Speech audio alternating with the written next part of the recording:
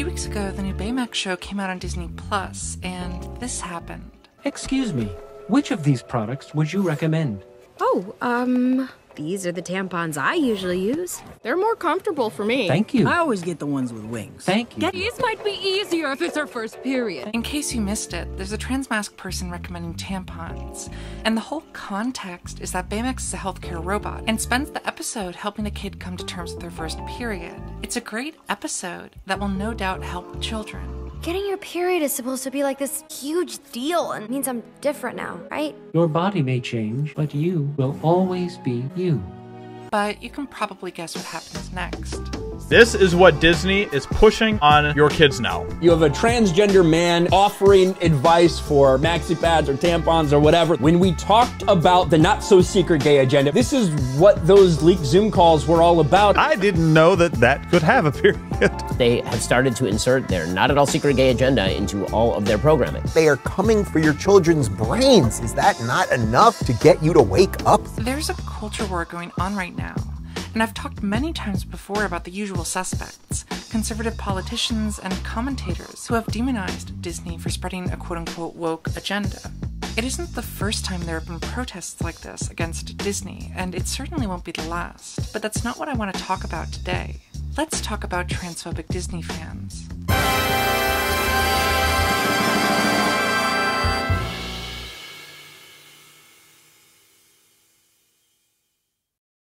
Since the beginning, Disney has been a company associated with quote-unquote family-friendly values, and because Walt Disney was a conservative, it went in that direction. But in the last few decades, they've inched away from that with social issues. Same-sex partners were given benefits when it wasn't yet the industry standard, and their TV shows and movies went from having queerphobic tropes to having legitimate representation. This shift is largely due to the influence of gay employees, and as the trans rights movement has grown larger, especially over the past decade, trans employees have had more success creating more inclusive work environments. But Disney's conservative background brings many conservative fans, and it doesn't take long to see certain sites and forums be flooded with queerphobic hate at the mere mention of a trans person. And with Disney embracing the queer community more than ever, it creates a weird dynamic where a chunk of the fandom is sticking around to hate on every new development. When the company announced that they were removing Ladies and Gentlemen, Boys and Girls from park announcements, there was an outrage about Disney going woke. But possibly my favorite recent situation is when Disneyland Paris was accused of the same thing earlier this year, because they let Minnie wear pants?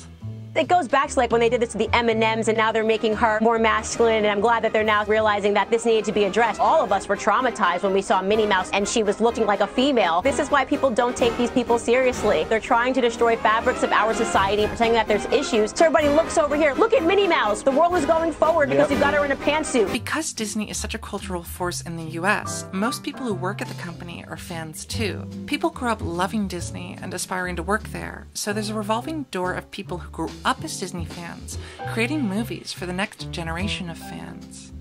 Despite that though, not all fans believe in the same things. But before we go further, I want to introduce the sponsor of today's video, Scentbird. Since beginning my transition, it took me a while to start going outside and being more social again as myself. But now that it's summer, I've been stepping outside, and before I do, I love to put on some perfume. Perfume is pretty expensive though, with some of those luxury brands costing hundreds of dollars just for a single bottle. Which is where Scentbird comes in. It's a fragrance subscription service that allows you to try high-quality scents without breaking the bank. For just $16 a month, you can get a 30-day supply of a fragrance of your choosing. And Scentbird works with many different brands, such as Eau de Juice, Gucci, and Prada. And if you use my code Dreamsounds, you can get 55% off, which means that your first month is only $7. You don't have to be a fragrance expert to enjoy Scentbird. They have a wonderful intro quiz that helps you pick out the perfect perfume or cologne just by asking you a few questions. And they have options for men and women, but really their fragrances are for all genders, so you can pick something out based on what fits your expression.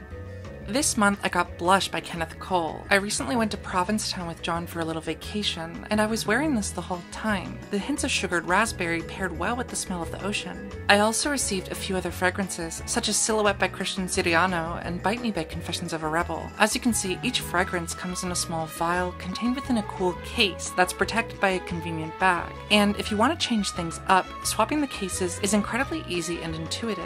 Start taking control of your expression and smelling the way you want to by using Scentbird. And use my code DREAMSOUNDS to get 55% off your first month. That's just $7 for your first month of Scentbird, only available in the US and Canada. And thank you so much to Scentbird for sponsoring this video. There are some employees who are fans of Disney but don't like the new changes. While Disney was going through the Don't Say Gay drama a few months ago, Gary Lucia was going semi-viral in the conservative world for his article supporting the bill. But the twist is that he's gay, so he went against the mainstream narrative that all gay people were against it. Though his argument is essentially the same nonsense we've heard before about the bill supposedly just limiting sex education, not queer expression. Since the law went into effect, we've seen some districts recommend that teachers remove photos of their same-sex partners from classrooms, and all parents to be alerted if a child is open about their gender identity. This all makes it seem less about sex education and more about limiting queerness in schools. Oh, and he'd be mad that I call it queerness, by the way. It's complicated because on one hand, some people grew up with queer as a slur and don't like reclaiming it, but I rarely see the same people be as receptive to me saying that I grew up with gay being a slur. And on the other hand, those same people don't like queerness because it represents a trend of the last few decades of merging the struggles of gay and trans people, and they consider those to be separate.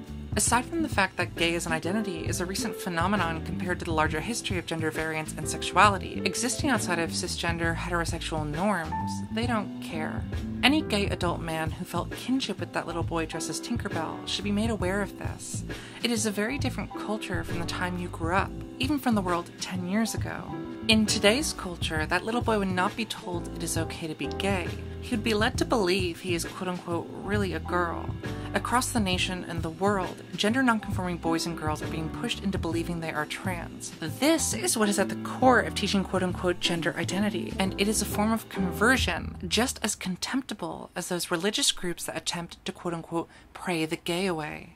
Since writing that, he's posted a lot more, with some posts going into detail about pride things happening backstage at Disney and his attempts to resist. But he's not the only employee who isn't into the new inclusion initiatives. A few others have come out in protest, including an anonymous Imagineer, who also wrote an article for Quillette that has some choice words about the company, even saying that Disney has been rotting from the inside for quite some time. The fact that some people are upset at Disney being more queer-friendly isn't that interesting to me. Like I've said, it's happened before. What is interesting to me, though, is a gay man being so opposed to trans rights. This also isn't a new thing. I mean, historically, there have been tensions between the gay rights movement and the trans rights movement. But Lucia's specific objection with quote-unquote gender ideology feels distinctly modern. Non-binary is narcissism. It is people wanting to feel unique and special, separate from the rest of us normies. That's literally all it is. This attitude about non-binary people is a big political topic, with groups such as the LGBT Alliance having a huge influence. And between the many gay and lesbian people with a few trans people sprinkled in, any accusations of trans or queer phobia from these attitudes are pushed away because of identity. And though I believe it's good to prioritize listening to those who have firsthand experience with particular things, one of the negatives of identity politics is that people can use their identity as a free pass to advocate for things that are actually against the community they belong to. And make no mistake, these arguments are against the queer community. In the US alone, we've seen how quickly gay and lesbian people showing support for anti-trans legislation have themselves become targets, as after having gone after trans people, the conservative right is now painting any type of queerness as perversion and grooming. And for the trans people who also supported these laws because they don't like non-binary people and wanted to protect children, well, now it looks like Medicaid in Florida will ban trans healthcare for all adults. This infighting isn't new, but the current wave is having a chilling effect on queer life and will set our rights back significantly. If you're not with everyone, you're not with anyone, including yourself.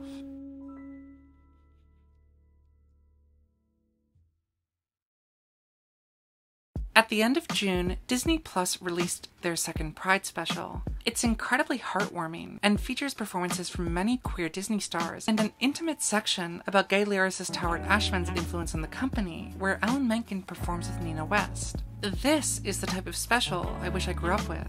It's bold, joyous, and unapologetic. However, my favorite part is at the end. Alex Newell sings a disco version of We're All in This Together from High School Musical. The song by Matthew Gerrard and Robbie Nevil is transformed from a cheesy finale track to an unapologetic queer anthem. A few days ago, I was getting dinner with two friends, and at one point we were talking about the current environment for trans people, and I was telling my friends that as someone who took a long time to truly realize what being trans means to me, it's a difficult thing to explain to people who haven't gone through the experience. For me, being trans is who I am, but understanding it has been its own philosophical journey that's required me to take a step back, dismantle my life, and create a new one from the ashes. I don't think the idea of having to take apart and put back together your life is uniquely trans. I mean, I think everyone at some point has to take a look at their life and figure out if they're truly living the way they want to. I think the difference is that for trans people, this insecurity is often so all-consuming that it can feel more painful and urgent than a cis person who wants to change their career or get a divorce. It's difficult for me to easily summarize that to someone who hasn't been through it. But that's not good enough. I think people should just be respected by default, but I don't think respect is the issue right now. I mean, there are plenty of people in the US who respect and support trans people. But when the trans people leave the room, there's no one to defend them, because the people who respect them don't understand them or their struggle. At best, this might just lead to someone who can't refute transphobic talking points at a family gathering, but it often has a stronger effect, with many liberal people supposedly supporting trans people but hosting transphobic debates disguised as science. And it's the same for family members who support my transition, but throw unscientific and transphobic arguing points at me about why trans women shouldn't be in sports. And of course, there's the publications broadcasting hate speech under the guise of feminism, and celebrities who have tweeted trans-positive things in the past sharing those same talking points. There are people who genuinely believe this nonsense, but a lot of it thrives on those sharing it without understanding what it really means. And that's why there are debates being broadcast in mainstream news about whether or not trans people are ruining society, because trans panic is masquerading as science, feminism, and whichever other theme makes it easier to ignore and digest. Respect is important, but we need understanding, now more than ever. And I don't have a solution, but maybe we can help each other, and help others whose hearts are in the right place find their way. We can create a way. We have to create a way, because we're all in this together. We're all in this together.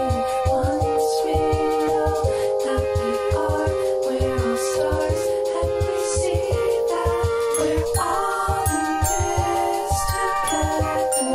And it shows when we stand